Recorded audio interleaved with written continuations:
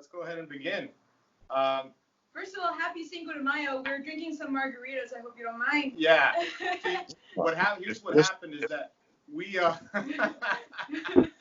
what happened was that we really wanted an interview with you, Mr. McAfee, on May 4th, but Janice insisted on May 5th, and that's Cinco de Mayo. We were like, oh man, and so here we are with our margaritas. Yeah. Has no sympathy for like partiers or anything else. I do sometimes 5 podcasts a day. Wow. And so she tries to keep my health in mind, not to start them before a certain hour of the evening and to end them before another. So I'm really sorry. Some days we're simply jammed and can't fit anybody in. However, Janice, this lady and gentleman would rather have not to do this on Cinco de Mayo. They're drinking margaritas, which I was making margaritas. So happy Cinco de Mayo. Happy Cinco de Mayo. Happy I'm drinking Irish whiskey and water. Yeah. So, Mr. McAfee, you're as you just said, you're prolific in doing these podcasts or whatever, and you're our first interview on our channel. We mainly cover economics and praxeology. And what? Praxeology, which is the proctology. science. Yeah, about proctology. Yeah, exactly. But it's the science that it didn't go specifically mentioned, but it's the science that Satoshi Nakamoto had in the white paper when he mentioned Mises and stuff like that. Can you repeat that? There's something that you need to actually turn your microphone up or down. There's an echo somehow. Okay. We're using the built-in mic on our iPad here. Okay, that's a problem. Okay, now it's better. Now it's much better. I'll try to get close. But so basically, we teach the science of praxeology, which is the parent science to economics. That's okay if it doesn't mean anything to you. But what we wanted to talk to you about, we're trying to shift our channel into being more about practical ways of being free, because that's our conclusion when we study economics, is that freedom is better. And so we are interested in having you on as our first guest to ask, what are the practical ways that you have implemented in order to live like a free man? Do you consider yourself a free man? Well, I don't think freedom has anything to do with whether you're in jail or whether someone tells you what to do. I think freedom is something that occurs when you know yourself and you care zero about what other people say or think about you, and you act authentically from your heart in the story. Listen, I'm in a very, and Janice, we're both in a very unique situation, and you would not want to live like us. We're in hiding, as you probably know. We've had quite the year and a half. The IRS convened a grand jury in January 22nd of 2019, charging Janice and myself with crimes, IRS crimes, without specifying what they were. Now, the world knows I haven't paid taxes for 10 years, and every year I send the IRS an email saying, I'm not filing this year, you know where I live. It's not illegal. Cheers to that. It's not illegal not to file a tax return. Now, in return, the IRS can just come and take your property, your car, your house, and all your money. And it's up to you to go to court to get it back. But they never tried that with me. I'm too vocal. Plus, I've already paid over $50 million in taxes. I have not received $50 million in services. So anyway, that's not why I don't pay it. Taxes. I'm a libertarian, and we believe taxes are unconstitutional and illegal, which they truly are. So I stopped paying them. How do you make money? How do you make money when you're on the run? Generally, what's the general principle? Not any specifics. Well, I'm a consultant for half the technology companies in the world. I only get paid in cryptocurrencies. We don't have bank accounts. We don't have credit cards. Haven't had a bank account in a long time, nor a credit card. If we did, we'd be found immediately.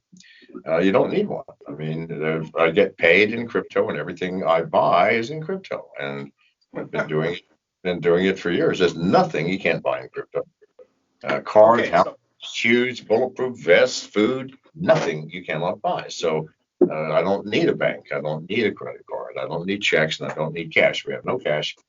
I have not touched a dollar bill or a euro in years.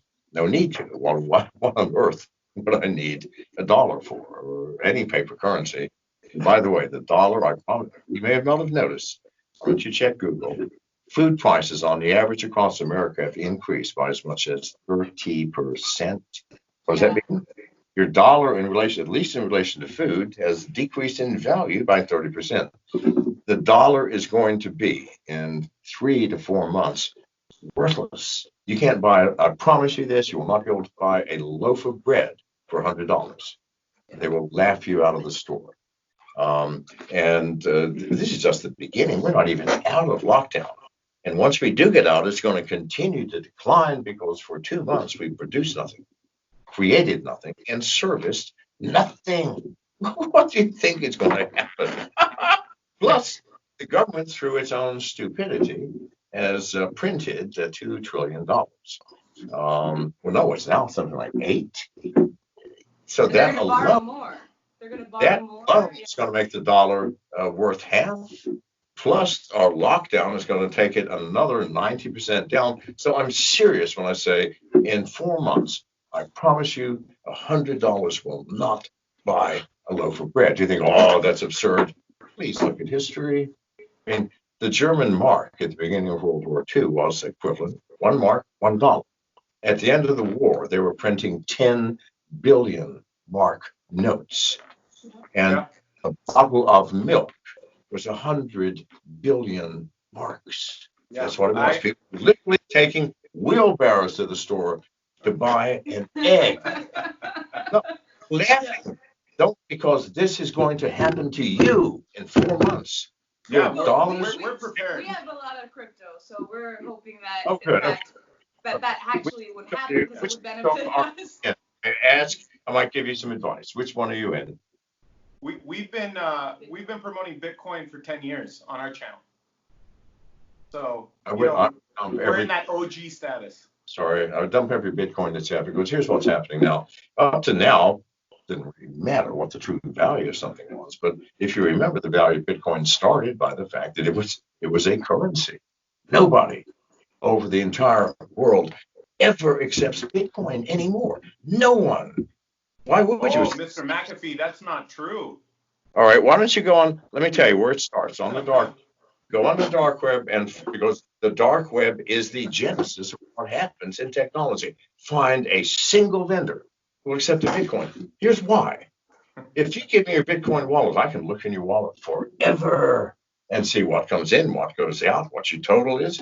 If your bank did that, wouldn't you move to a different bank? Please. Our banks do that, but yes, I agree. Yes, Bitcoin is not the most There's no privacy. That's number one. Who in the world wants everybody to know how much you have? Number two, you can't put a smart contract on it. The blockchain cannot be used as a medium for constructing logic. What's the point there? Number three, you can't put a distributed application on it. Please, God, get real. Because here's what's going to happen. People who have been blind to going Bitcoin are going to say, what is it? And when they learn what it really is, they're going to jump to Monero or something true. Okay. The only currency used, and trust me, now, yes, Bitcoin is the largest volume in the market. Who gives a shit? Nobody cares when push comes to shove. It's what is its utility? Monero, 99% of everything is now Monero. I promise you, people. Monero. We're fans of Monero. Okay. Will it matter in the beginning? I've been living without any fiat for years. Trust me, I goddamn know what's happening. Dump every Bitcoin you have because in 2 months it's going to be worth $1 or less. I promise you. Do what you want, but I'm just saying. No, we expect the price to fall tremendously in the next few months. But let me ask you another question here. We'll never rise again. Please go ahead. So taking it back to living as a free man. Okay, so we've established that you said it's a state of Okay. mind. Here's how we live. That state of mind. But in the practical world, you have to have Bitcoin. If we had been using, I mean, you have to have Monero. Had we been using Bitcoin, we would have been arrested within 3 months of going into hiding. You know those people. I have to be honest. I can't let myself go to prison because once you get collected, you'll never hear from me again. I'm 74. Listen, over that horizon is a doorway. I can barely almost see it, and I'm going to pass through that. That's my exit from this world. I'm not spending my remaining days between here and there in prison. If I'd used Bitcoin, I would have been arrested immediately. Please keep this in mind. Let me ask you this next question. So you've given us a tool here for how to stay anonymous. Let me ask you a more practical question about human relations. So I'm sure you've got people working for you outside of just Janice managing your daily affairs. Obviously, yes. So how do you, while you're being persecuted by the government, how do you establish loyalty with people that you don't know initially, and you need to have them work for you and stuff like that? You actually think that sitting down person to person with someone else is knowing them? No, absolutely not. I know as much about you from this conversation as I would if I were sitting across the table from you, right? You know this is a fact. So, no, I don't need to be present with a person to understand who the person is and what they can or cannot do. And as far as trust, I don't trust anybody, neither should you. I don't trust Janice. I wouldn't trust.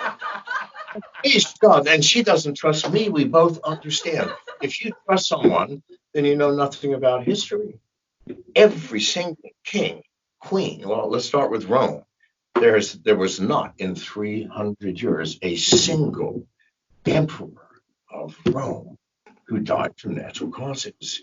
Everyone was murdered by either their wife, their husband, their mother. Mothers did the most murdering of children. Okay, Lydia. Okay, Caesar Augustus' wife murdered every one of her children except for Germanicus. Why? She loved Germanicus and wanted him to be emperor. So she killed the rest of them. Do you think that's rare? Fuck no. Look at kings in England and look at the European royalty. Most of the kings and queens were murdered first by their moms, second by their dads, third by their brothers and sisters.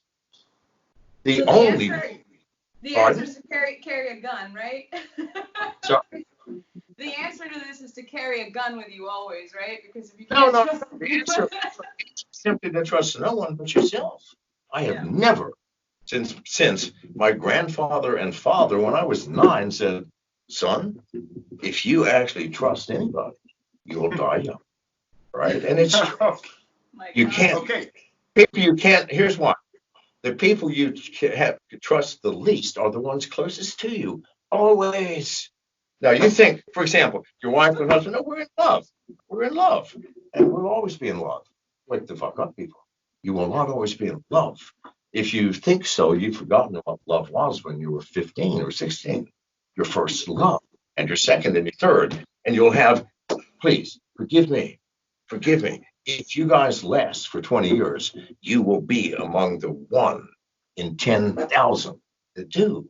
All right? So please bite the bullet and accept truth. So if you trust your spouse, not the two of you, you'll clearly be together forever. You are the exception to the rule.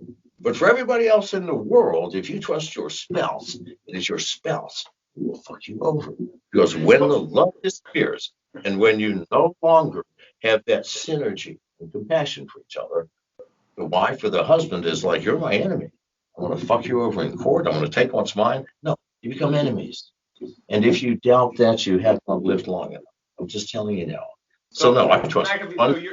So you're more like you're more of the mindset, the crypto mindset, like don't trust, verify. That's kind of how you live your life. Is you verify and you don't have to rely on trust.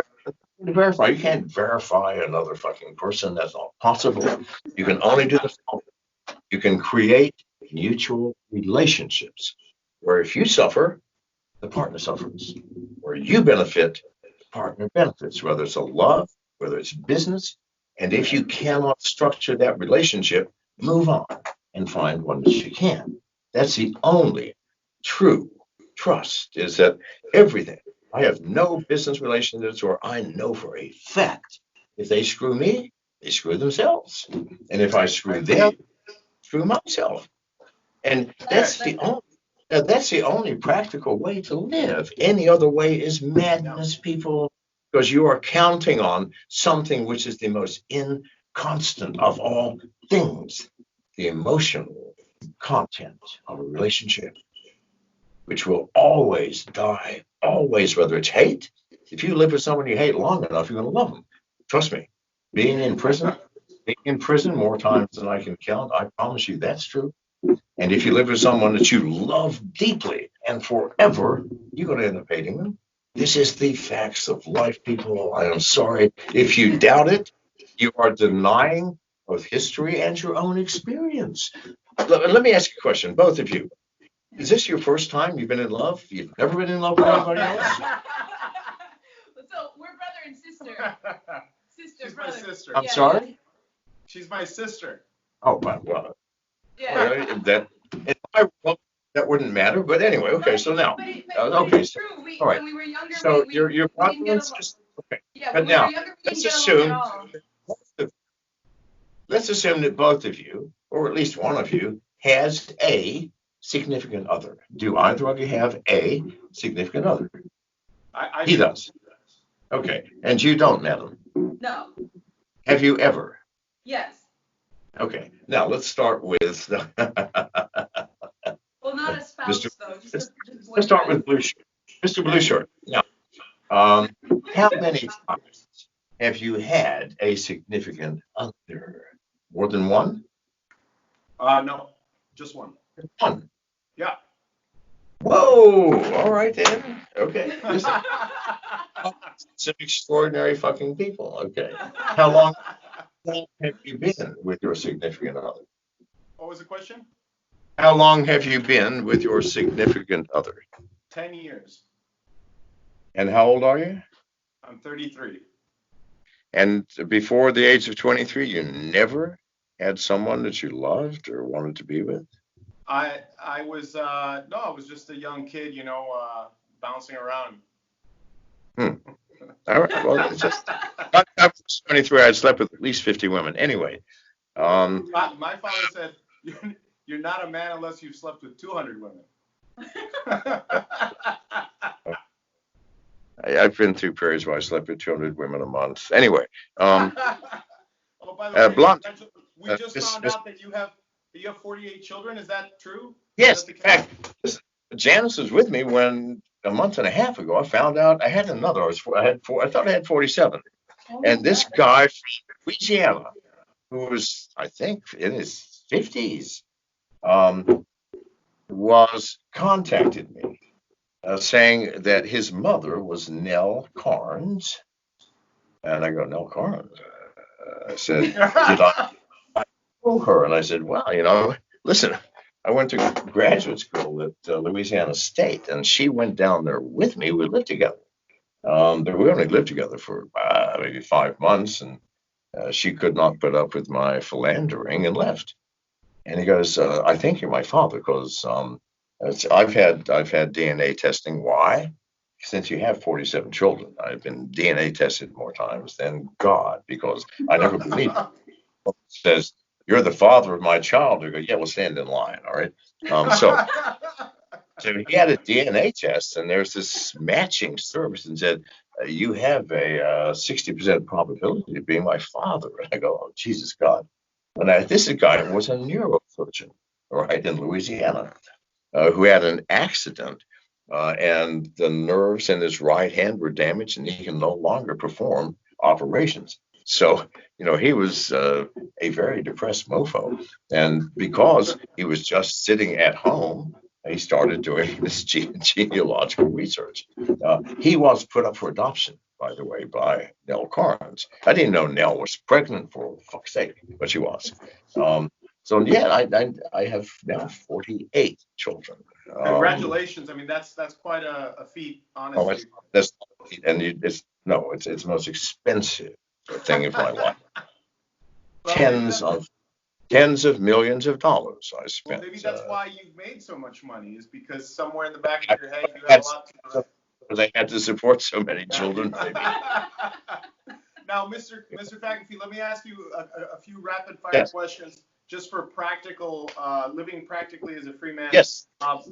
What watch do you wear when you're on the run? Well, first of all, anybody who wears an electronic watch, meaning there's a battery, is an idiot. I'm just saying, if you got a battery, more than likely, because I'm telling you now, 80% of all electric watches that have been, especially from Japan and China, purchased in the past 5 years have both a Bluetooth and a Wi-Fi chip in them, with the ability to find hey, here's a Wi-Fi that's free, doesn't require anything. We'll log up and it's listening to you. You're not going to know it even has a microphone unless you take it apart with a microscope. So no, this is a mechanical watch. This is a Bell and Ross. Now I have I have not wound this thing in 8 years. And it's very expensive. Well, not that expensive. I've had way more expensive watch. But there's no way anybody's it's listening to me, and no way it's watching me, and certainly is not transmitting information to anybody. So those are very tactical watches. If you really want to be free, you can't have a Casio or anything with a battery. Yes. That's my watch. Battery. Let me ask you, what type of gun is your preferred weapon when you're on the run? The one that I can get. Now, since I left America, I cannot get AR-15s. All I can get is Russian Kalashnikovs, okay? This is an AK-47. You can drop this motherfucker in a puddle of mud and come back in 50 years, dig it out, it will fire without any problem. Right? Now, problem I don't like, it's twice as heavy as an AR-15. It's nowhere near as accurate. It has a bigger kick, a larger round, and it's clumsy. I mean, look at this fucker. It's got a wooden stock. Who builds guns with wood anymore? How often do you practice, like shooting and target practice? I'm one of the best shots on this planet. I do not need practice. All right. Yeah, you're over. Okay. We're running out of time here, so let me ask you a few more questions. What is your preferred aerial vehicle? Like, what kind of planes do you like to fly when you get a chance? Do some runs in South America, stuff like that. I've always preferred sport planes. Number one, they're faster. You can fly them upside down. You can evade any other aircraft, and I prefer the open air. It's open cockpit. You got nothing around you, nothing above you. It's just like a motorcycle. The kite wings. I probably had 30 air creation Tenards. They start at about $130,000 and move on up each. But they have a true aircraft engine, a Rotax 912, dual ignition, and I've probably got 12,000 hours in those planes. And that's why I fly for fun, not to get places. If I want to get somewhere, I'll take a commercial. I have a question for the young guys who look up to you. If you wanted to take a girl out anywhere in the world to impress her, and you were like in your 30s or 40s, where would you take her? Home. Why would no, I'm serious. I am serious here. If you meet a woman who expects to be taken out, go, it was nice to meet you, it was a great conversation, and move on down to the next woman at the bar. I never took, Janice, I never have been on a date with a woman. Well, maybe after the age of 18, I go, well, this is stupid. I mean, why am I spending all this time when I can be fucking? It makes no sense. Men, do not ever take a woman anywhere except home. Now, after you've been in bed a few times, and you go, you're kind of a cool girl. In a couple of weeks, why don't we go out for, I don't know, a movie? But if you're not spending all the time in bed, then you're going with the wrong woman. It makes no sense. Yeah. Okay, Mr. McAfee, you obviously like to spend a lot of time on boats, and it's another way to get around. What are some friendly ports for gentlemen who may be trying to keep a low profile and they want people that don't ask too many questions and stuff like that? Nowhere in America, that's for sure. I would say number one would be Cuba, but then you're limited in Cuba. You can't take guns in. Now, we have guns always. So Cuba takes the guns when you go in, you declare them, they hold them, they give them back to you when you leave, counting all the bullets and everything. But you're without a gun there. I don't like being without a gun ever at any time. Never have. So that's a negative there. The Bahamas lets you keep your guns. Don't care what they are. Fully automatic weapons. However, you must keep them on the boat, but no one pays any attention to that. All right. Listen, as long as I'm on my boat, I'll stay on the fucking boat so I can be next to my gun. In South America, Belize, but I can't go back to Belize, unfortunately. But Belize, yeah. I mean, you can take your goddamn tank into Belize and park it at your house, and they're okay with that. And they ask no question. Listen, but now in both the Bahamas and the police, you've got to grease the police and the immigration. If not, the immigration is going to come every week and say, "Hey, you've been here for a week.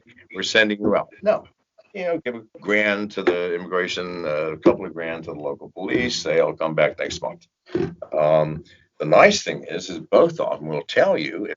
In fact, that's how we got alerted in the Bahamas when the CIA was coming after us. It was the local police that were on my payroll. They came and said, "Hey, listen, bad shit's happening.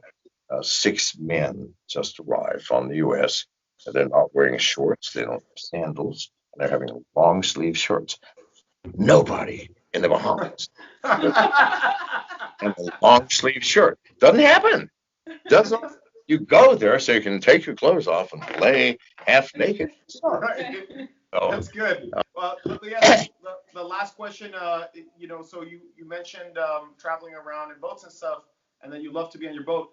Have you been involved in any seasteading projects? And if not, are you interested in any of that?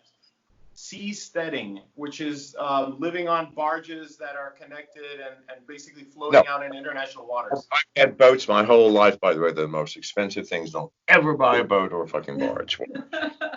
If your money will go into it. No. And here's why. Number one, where are you going to berth it? You can't berth it at a fucking dock where you have water and electricity. And no. They have all the facilities, these massive tankers with 10 million volts going in. You can't park one of those fuckers there. Can you take it out to sea? No. You're going to swamp it in the first moderate storm. The most insane thing people do. Go, oh, that's a great thing. They have a dream of the sailing or parking it in the middle of the ocean. No, you do not park those things in the middle of the ocean and survive. Maybe 4 or 5 days you will survive. The first 50-foot wave or even 20-foot wave that comes by, and you want to capsize and drown, and you want to be 100 miles from shore. If you're less than 1 mile from shore, the Coast Guard, whatever the equivalent is in every country, is going to come out and say, "What the fuck are you doing?" No, seriously. You can't just anchor in the fucking ocean. No, don't ever do anything that stupid, people. I'm telling you now. I have a question. So, are you running for president or vice president? Both. Both at the same time? In the Libertarian Party, nothing prevents a man. It's never happened. No one's ever done it before. But I go, wait a minute. There's nothing in the Bible that says I can't do both. Think about it.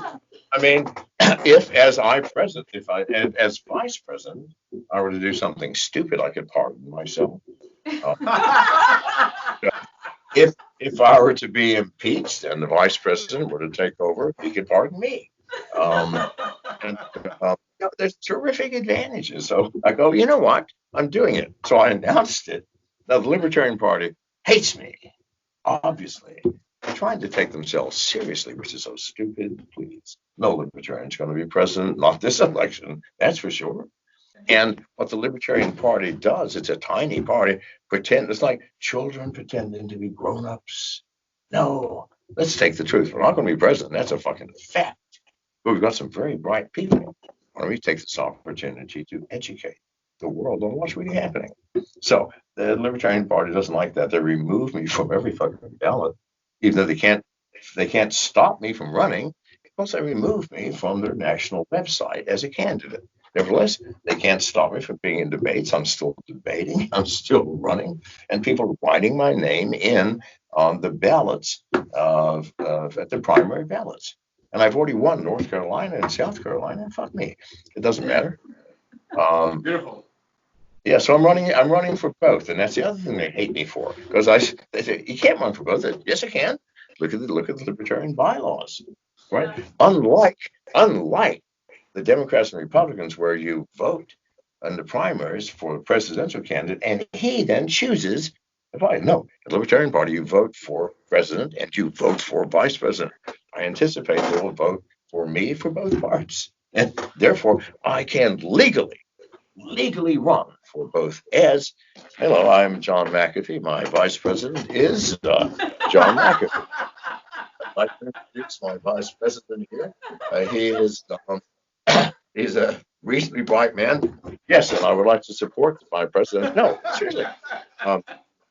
That's why they removed me from the ballot. Listen, I didn't make the goddamn bylaws. They did. If your prediction comes true that the dollar is going to be essentially worthless in 3 or 4 months, is this election that you're running in? I mean, it's just an exercise. I mean, you don't really believe then that. I don't want to be president anyway. I mean, you couldn't pay me $1 trillion to take that job. It has no power. It's just a puppet with 1,000 strings attached. Literally, that's all it is. So no, I don't. But do you think the American government will last past the collapse of the fiat? No, quite frankly, I think. Listen, here's what I'd like to see, and what I'm promoting. I'm promoting this next. I'm promoting a cage match between Biden, Trump, myself, and Jesse Ventura.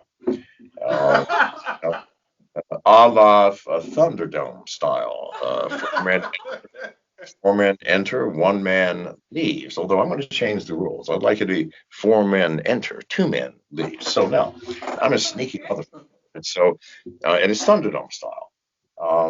So now we're all wearing our trunks, right? Because that's what you wear in the match. It's not. I can't hide a gun in my trunks. Why? My dick is too big. There's no room for it.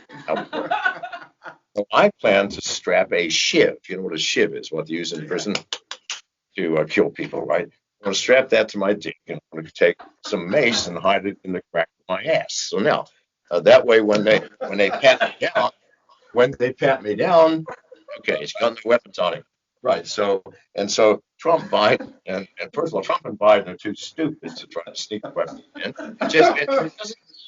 Does he? I mean, God damn it, world class wrestler. He's going to pop the floor with everybody. So now, first thing, here's my anticipation. Biden, I'll just stare at him and he'll back down or disappear or pretend he has something else to do. Trump, while I'm dealing with Biden, is going to cut a deal with Ventura. Right? This McAfee is a sly motherfucker. Why don't we both take him on? But Ventura is smart enough to know that, yeah, you motherfucker, Trump, you're just going to whack me as soon as we whack McAfee. So he's not going to go along with this. Trump will not suspect that I've got the mace between the crack of my ass and the shit strapped to my dick. So I will just go, wham, wham, and I've got the mace, and before he knows what happened, I'm going to mace him and shiv him. Now, okay. Now, he's a great wrestler, but he's going to go, God damn it, I never thought to bring weapons. And you both mace, which is going to definitely immobilize me for a few seconds, and a goddamn shiv. So I'm going to be immobilized blind. You can shiv me anywhere. And I'm going to go, Jesse, I'm going to offer you the vice presidential job instead of me. All right? I will back down from the vice presidential slot and no longer run for vice president and give that slot to you. Or I will mace you and shiv you in the throat. What will it be? And then we'll both walk out, and there you have it. Now, would that not be the perfect team? Because, I mean, Jesse, he's a hell of a wrestler, but his thinking and speaking is, well, not retarded, but it's not for a politician. So here's what I anticipate. I will be the strategist, and I'll sit back and I'll go, Jesse, go and eradicate the opposition. Yeah. And that's what it is. I mean, come back, sit down, and wait till I say something else. No, it would be a perfect deal, don't you think? I think that sounds wonderful. That sounds like a reality TV show that needs to exist regardless of whether there's a presidential campaign, for sure. I have to go. I'm so sorry. We're over Okay, time. hey, well, Mr. McAfee, it's Thank been you a very pleasure. much. Thank you for joining us. You're very welcome. Bye-bye.